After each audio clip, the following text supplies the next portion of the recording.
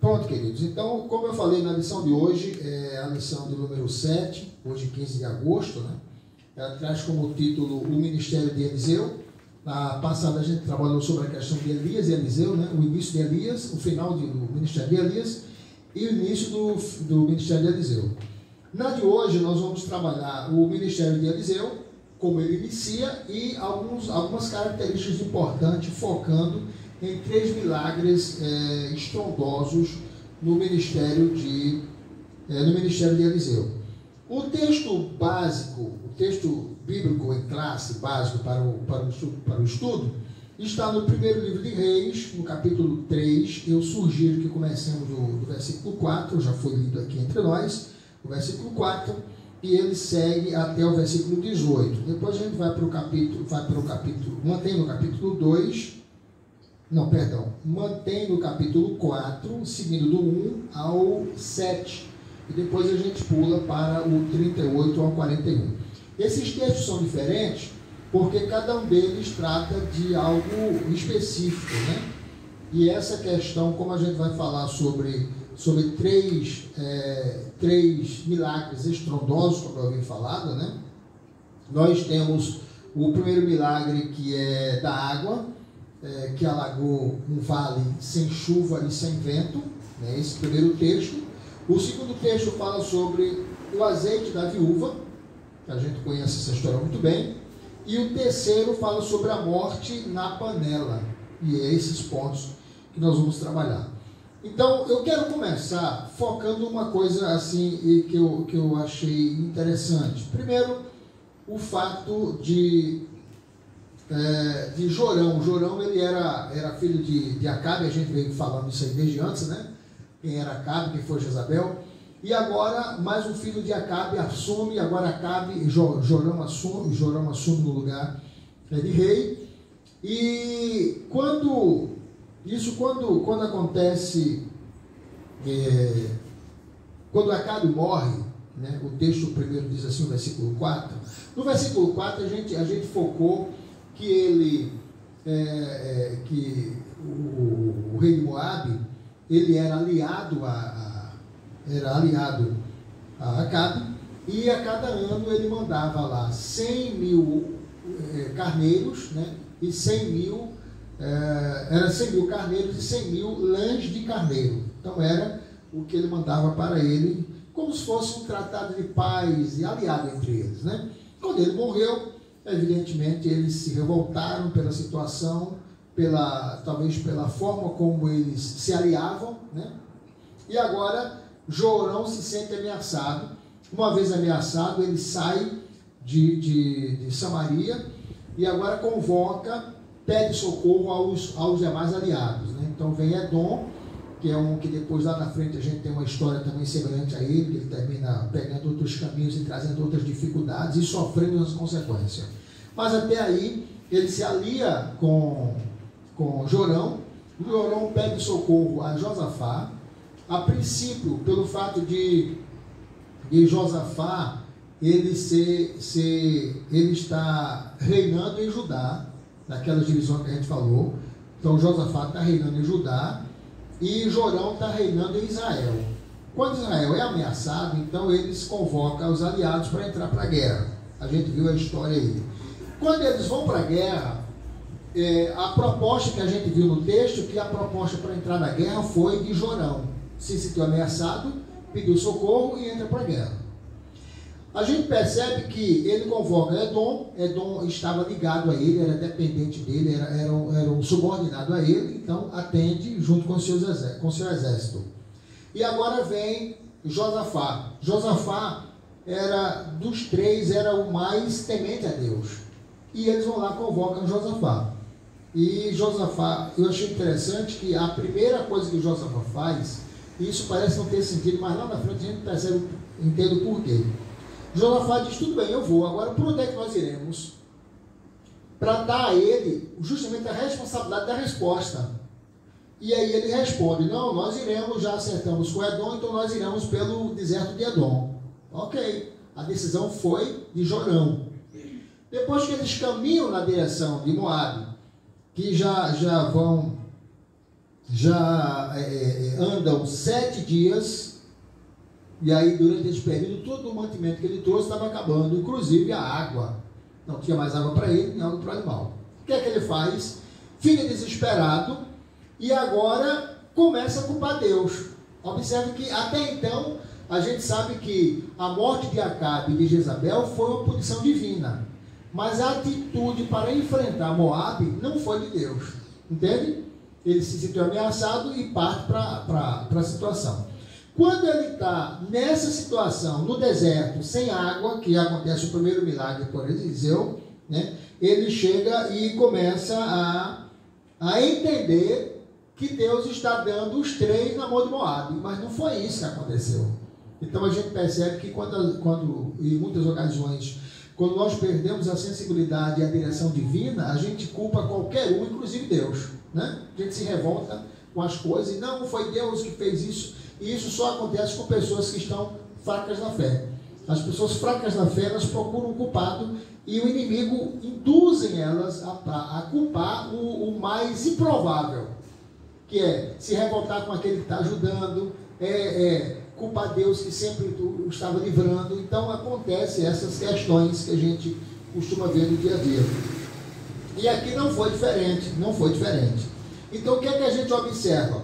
A gente percebe aí que Josafá obedece o chamado, né, até por uma questão que faziam parte das mesmas 12 tribos, mas ele faz a pergunta por onde vai para saber qual era a estratégia que ele tinha e se de fato ele estava sob a direção de Deus. Até aí ele vai seguindo. O texto diz, quando ele chega numa situação de risco, quando ele não tem mais água para beber, quando ele não tem mais recursos, aí ele diz, não, Deus me trouxe para cá e agora Deus vai me castigar. Aí Josafá diz, vem cá, você não tem ninguém aqui que se comunique com Deus, que seja o porta-voz, que através dele você pergunte o que é que Deus quer para a vida? Vai ver que a gente pode estar na direção errada, vou parafrasear aqui, vai ver que a gente está andando na direção contrária, vai ver que a gente não está fazendo a vontade de Deus. E aí alguém disse, não, tem um profeta, que até então a gente entende que o profeta que o texto diz, que era um profeta que estava por ali, parecia ser um profeta que não era tão considerado como deveria, né? A gente vê pela expressão apresentada. E ele diz aqui que ele disse, não, tem um profeta aí, que ele anda por aqui e até foi, por sinal, foi servo de Eliseu. A forma como ele explica quem era o profeta, entende-se que sabia um pouco a respeito daquele profeta. Não tinham comunicação, não tinham comunhão constante com ele. E quando os reis, então, vai procurar o profeta, vai consultar o profeta, a resposta que eles têm, talvez não seja a resposta esperada. Porque tem pessoas que eles são assim, só buscam Deus na hora do problema, na hora da dificuldade. Então está tudo bem, ele esquece, ignora, né? Não serve, não comunga, não pratica. Na hora do problema, aí Deus vem a socorrer, como se Deus tivesse a obrigação de ajudá-lo sempre, independente da sua comunhão com ele. E quando eles buscam, como nesse texto, a gente vê claramente que Jorão era o cabeça, então Jorão vai consultar, chega nesse ponto, né, segue a essa consulta, mas Jorão não tinha um bom histórico nesse aspecto, porque os pais de Jorão, eles ignoraram a Deus. Existe uma expressão aqui no texto que fala muito sobre a questão dos reis, né, os reis maus, os reis bons, os reis que eram de fato obedientes a Deus. Porque quando as pessoas não eram obedientes a Deus, eles geravam contraditórios. Por exemplo, ele não condicionava a nação para adorar, não servia, desobedecia, contrariava, menosprezava, servia culto a outros deuses, entende? Então, eles ignoravam por completo. Na hora que a coisa apertou, ele falou, quis culpar, e nesse ponto ele diz assim, mas o que eu tenho com vocês? Eu não tenho nada a ver com isso. Ou seja, em outras palavras, vocês me deixaram fora o tempo todo, por que agora querem consultar Deus? Mas havia uma diferença entre eles. Havia um homem que tinha um temor a Deus, que servia ao Senhor, que estava junto com eles, que era Josafá. E aí o que é que o profeta diz? Ó, por consideração a Josafá, eu vou atender vocês. E o que é que acontece? Ele vai lá e descreve perfeitamente o que de fato aconteceria. Eu achei esse texto, essa primeira parte assim, linda, por esse toque especial. Agora vejam uma coisa que a gente precisa entender sobre Eliseu, né? Eliseu, ele foi levado para ser um ajudante autêntico de Elias, né? Teve uma consagração à altura, teve um acompanhamento, um aprendizado maravilhoso. Ele conseguiu aprender tudo que Elias pôde ensinar. Na lição passada a gente viu que o trunfo maior de Eliseu foi perseverar ao lado de Elias e receber dele como símbolo de poção a sua capa, né? Como fosse a herança dele, né? Ele recebe como herança, e essa como herança dobrada veio a porção dobrada sobre a sua vida, e ele fez coisas extraordinárias na sua trajetória. E quando a gente percebe que nesse ponto aqui, Eliseu, ele desconsiderado, né, de certa forma pelos reis presentes a caminho da batalha, precisavam de uma proteção divina. O texto original usa a expressão de que eles buscaram o Senhor, o Senhor dos Exércitos, o general de batalha, né, o que de fato era considerado como o general de guerra de Israel, que estava sendo desconsiderado. E nesse ponto agora ele é aliado. E nessa questão, a gente percebe, né, nesses pontos interessantes. Então, voltando para a questão do Eliseu, quando ele salva os 3 reis que estavam em seus exércitos a caminho de uma batalha, a gente percebe o quanto é importante você manter uma comunhão com Deus, né? Você ter um contato direto com Ele, né? Porque existem momentos na nossa vida que nós temos tempo para orar muito, para pedir a Deus misericórdia. Mas tem outro tempo que o máximo que você pode é dar um grito, né? E se seu grito não representar nada, você não vai ter nada de volta, né? Não é verdade? Então, às vezes, você não tem como, Senhor, a pessoa fulano, cicrano, me ajuda, me tira dessa. Você não tem tempo para isso. Agora é só fração de segundo. Agora tudo vai se resumir num grito. E se o seu grito tem o crédito suficiente, né, você vai poder ter uma resposta imediata.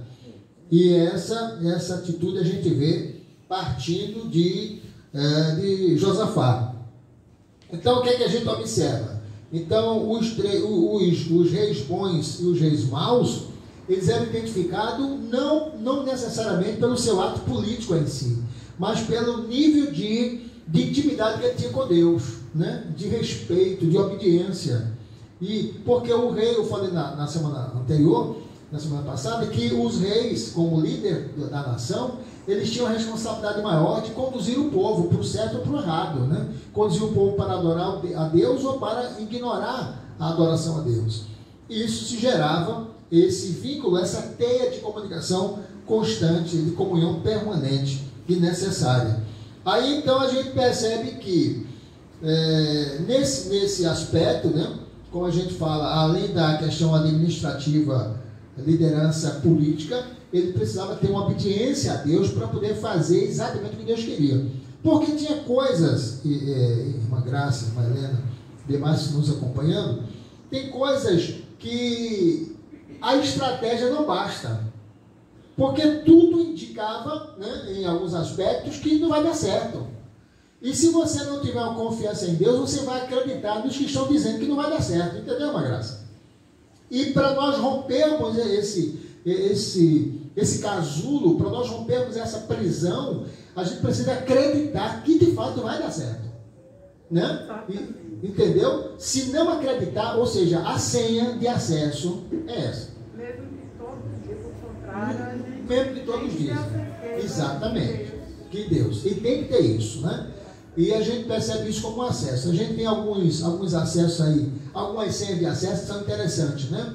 Uma você coloca digital, só tem que funcionar se for a sua, né? Outra você coloca o número, só funciona se for aquele número, né?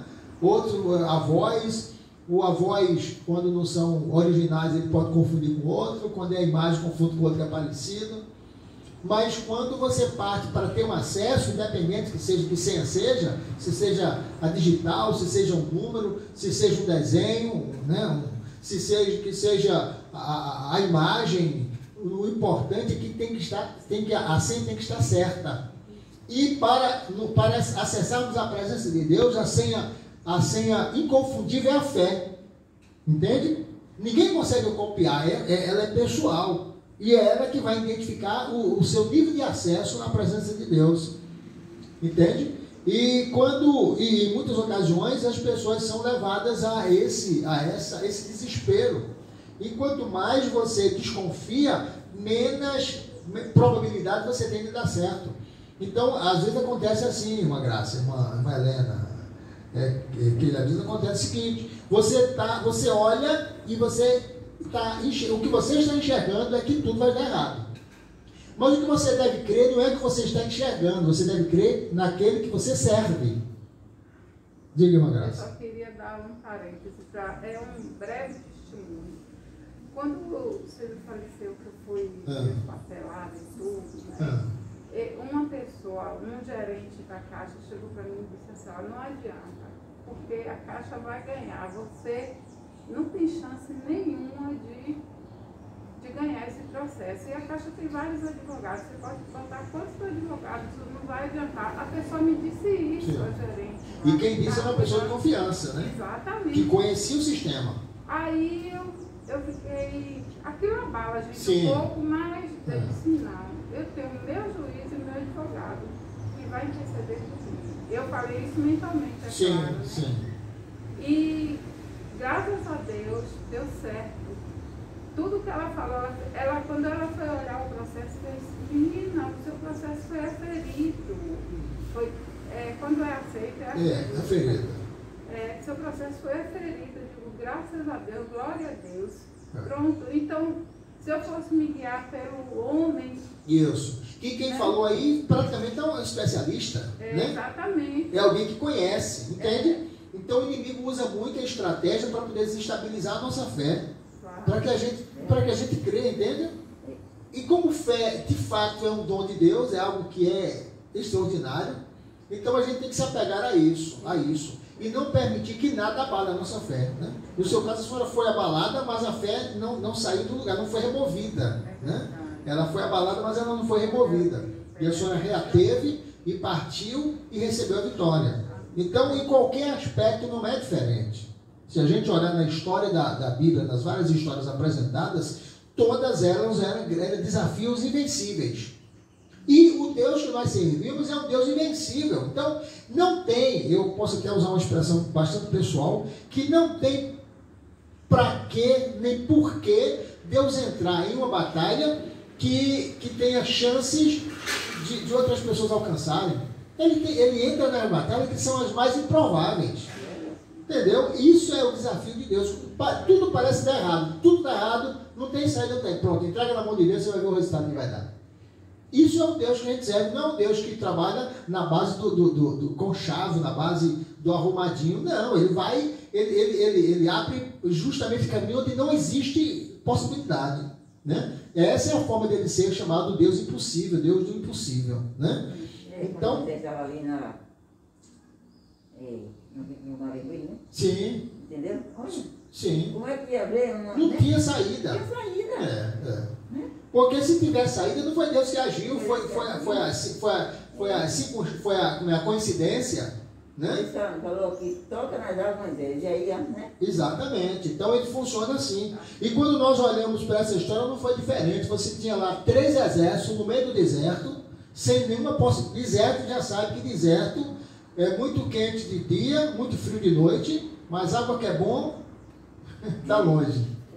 Aí o que é que eles, quando eles estavam no sufoco, outra lição interessante, é que muitas vezes, e nós somos tendenciosos no meio do desespero, desistir.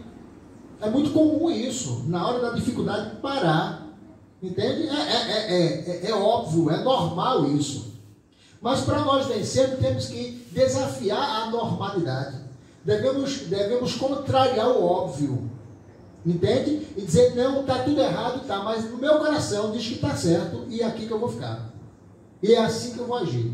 E quando você menos espera, Deus vai lá e cumpre com o desejo do seu coração. Quando os dois reis, pelos dois não se tinha nada, mas tinha Josafá fazendo a diferença. Josafá disse, não, procure Eliseu, vamos lá falar com Eliseu. E Eliseu disse, olha, por Josafá eu vou dizer o que é que vai acontecer. Primeiro, ele disse, Jorão, por que você está me procurando como líder dessa caravana? Você deveria buscar os deuses, consultar os deuses dos seus pais. Por que ele disse isso? Porque a gente lembra daquela lição que a gente estudou, que eles quando Jezabel casa com Acabe, né? Ela leva 400 profetas contrários à vontade de Deus para estar do lado dela. E de quebra leva mais 450 do pai. Eram dois deuses opostos, né? Conciliados entre si, mas opostos contra o Deus verdadeiro. E na hora da consulta, na hora de qualquer dificuldade, eles iam procurar um profeta? Não, iam para os 400, para os 850, entende? E era sempre um desafio, que foi o desafio de Elias. Quando chega a vez de Eliseu, ele disse, não, porque você não vai procurar os deuses dos seus pais, né? Que vocês consultaram o tempo todo. Falou, aí quer que ele fale, não, porque não foi eles que me trouxeram para cá, foi Deus que nos colocou na mão. Quer dizer, já faz a transferência da responsabilidade, né? E ele diz, não, eu vou responder pela consideração que havia com Josafá, porque Josafá tinha a prática de consultar a Deus através dos profetas de Deus, né? E isso faz uma diferença grande nessa história. E o que é que a gente observa? A gente observa aqui que Jorão, como era rei de Israel, né, seu pai Acabe e sua mãe Jezabel tinham aprontado demais, né? E não tinha um bom histórico, não tinha crédito para receber de Deus qualquer aprovação nesse aspecto. Agora, quando nós partimos para a terceira lição, a primeira lição é a gente entender o que é o Deus, o que é o rei bom e o rei mau, né? São aqueles que servem ou ignoram a presença de Deus. No segundo ponto, sobre a questão dos três reis que vão à guerra e são vencidos, é porque de fato eles morreriam ali no deserto. Mas o que é que aconteceu? No meio da adversidade, alguém lembra de Deus, né? Deus nunca esquece de nós, mas alguém lembra e o busca. E a Bíblia diz que aqueles que o buscam, ele faz acontecer, né? Jeremias diz, clamas a mim, responder-te-ei e anunciar-te-ei coisas grandes e firmes. O segredo é clamar, é pedir a pessoa certa, na hora certa, da forma certa. E aí o que é que a gente observa? Ele diz assim, olha, vai ser o seguinte, vou dizer para vocês. Aí Eliseu diz, olha, vocês, vou atender, vou responder por isso. Agora tragam os músicos, dar-nos a ideia da necessidade de uma cerimônia de adoração, né?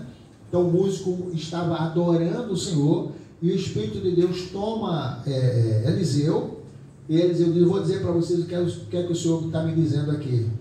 Vocês devem fazer, porque eles foram buscar água no rio, no ribeirão, né? Um ribeiro, né? Que é aquela passagem de água pequena. Lá era um ribeirão, estava uma ideia de quase um rio, mas estava sem água. Entende? Quer dizer, buscaram o lugar aparentemente certo, mas não tinha o que eles esperavam.